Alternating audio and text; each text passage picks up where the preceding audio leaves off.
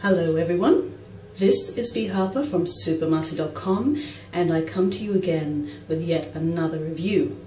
Alright, so in honour of Suicide Squad coming out next year, I decided to have a bit of an early start on reviewing some DC films, but I'm not going to be looking at the live action fare.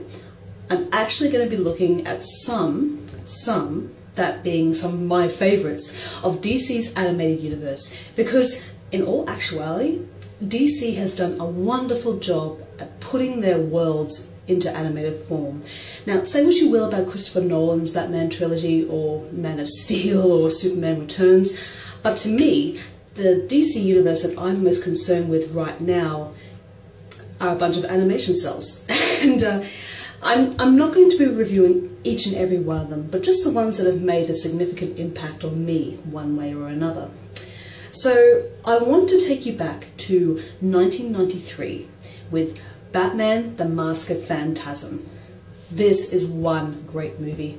Upon its release, it was not received particularly well, because even though Batman the animated series had been phenomenal and had received so many accolades and praises and every good name under the sun, I feel the reason why it failed was, one, it came out around Christmas time, and two, the animated series, for all of its brilliance, wasn't necessarily kid-friendly, and Batman Mask of Phantasm isn't kid-friendly either. In fact, it's a very sort of mature adult story, but it's not, you know, overt in its more adult type of themes. It's a very nuanced and very balanced movie.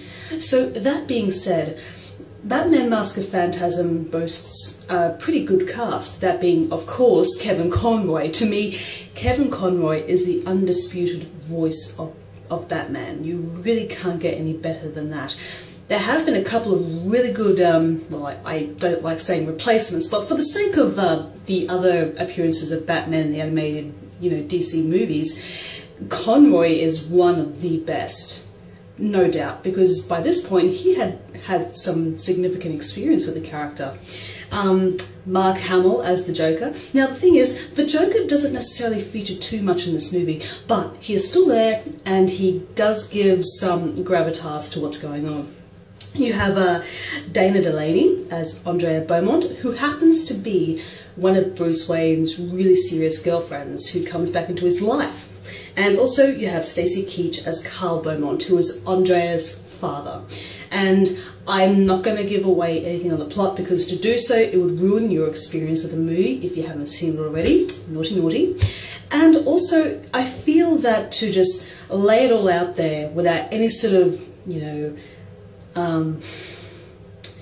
organised, if you will, notion of what's going on, it will probably limit your enjoyment of this movie. It's really something you have to sit down and watch. But that being said, when I said that there are quite a few adult themes in this movie, for one thing, it deals with the concept of Bruce Wayne starting to second guess all the choices he's made in his life. The reason why he's been Batman is to avenge, well, one, avenge the murder of his parents, and two, to ensure that the same thing doesn't happen to anybody else in the city, because that was a significant trauma for him. So when Andrea, his former flame, comes back into his life, he starts to question as to whether or not he's done the right thing. He realizes that he can't be Batman forever, but he, with the appearance of somebody whom he loves and somebody who has left a huge impact on his life, he really starts to wonder as to whether or not Batman has been the best option. So, going back to the themes of this movie, there is so much going on here. Well, of course, one, as I said, you know, Batman questioning as to whether or not becoming Batman was the best thing. Two, dealing with the demons of your past. There's a really great sequence of which Bruce Wayne visits the graves of his mother and his father, and he asks them, have I done the right thing? And almost by some sort of supernatural omen, an ominous thunder, a thunderstrike sort of rolls over his head, and it's a really sort of good scene. You may consider it ham-fisted because of its symbology, but to me, this film is also about fighting your destiny. well, if not fighting it, then maybe accepting it. It depends on where you are in your life. And look, this film is filled with so much great stuff. For one thing, the animation is fantastic. It's done very much in the same way of the Batman animated series. Very angular, a combination between, 1940s noir and, it's kind of like Superman in a sense, but it has its own very distinct look to it. That's what I always loved about the animated series. It has a timeless appearance. Even though some of it looks like it's from the 1940s, it still has contemporary technology. Well, contemporary for the time. And yeah, it really did defy the expectation of what Batman had been at this point. A lot of people were familiar with the Adam West series, and I'm not going to judge because, frankly, I used to love it, and occasionally when it comes on television I will watch it. But the animated series really opened the doors to not only the world of animation and what you can do, but also the character of Batman and his friends and his foes. And to me, Mask of Phantasm is canonical. It has that strong sense of continuity. It also involves, Batman's interactions with the Joker, and it all leads up to this point, and it continues to evolve and mold what this universe would become. To me, the animated series and Mask of Phantasm and some of the other Batman films really do feed into the Arkham games that have come out in recent years, like Arkham Asylum, Arkham City, Arkham Origins, and Arkham Knight. And it's all really mind-boggling, but in the best possible way. I highly recommend that you get Batman Mask of Phantasm on Blu-ray or DVD, because even though it's a shame that it bombed at the box office, it's a legitimately great movie. It may as well have been live action to me. The writing is fantastic, the voice acting is on point, and it just looks really, really good. The soundtrack is fantastic too. It's done by the same folks who used to score the Batman animated series. So once again, you have that leading vein from the animated series into the movies. Going back to the story elements of this film, it's also about can you sort of undo what you have done?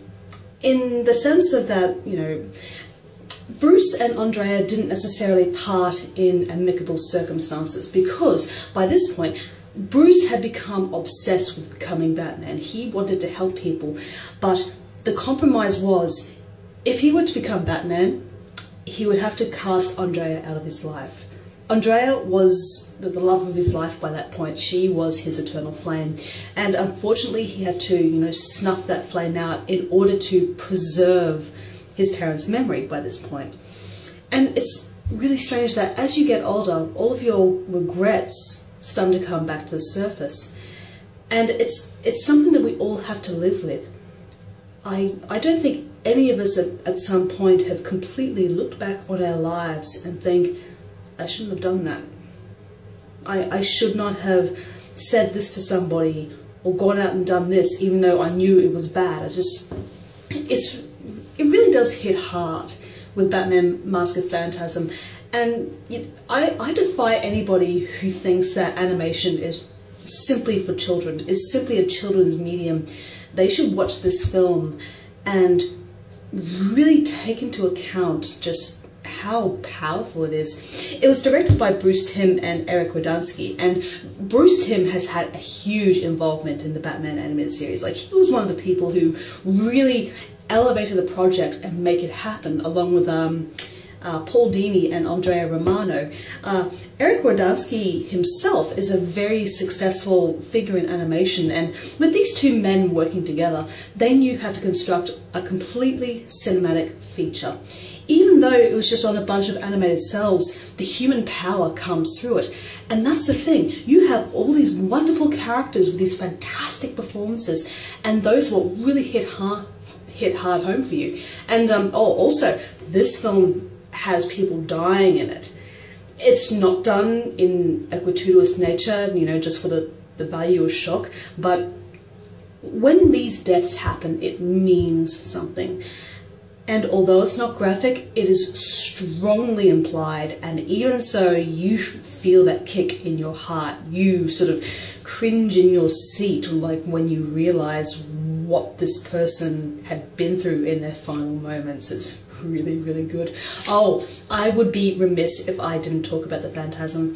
The Phantasm is one of the better villains in the Batman Rogues Gallery, simply because it's not as straightforward as it seems. What's also kind of cool is that the Phantasm somewhat resembles the Batman costume, and when civilians see the Phantasm, they think it's Batman, and they confuse the two, so they start to think that Batman has gone off the edge, finally. Everybody's been somewhat worried that Batman would one day go back on his morals and kill somebody and just go on a rampage, and that's what the Phantasm is.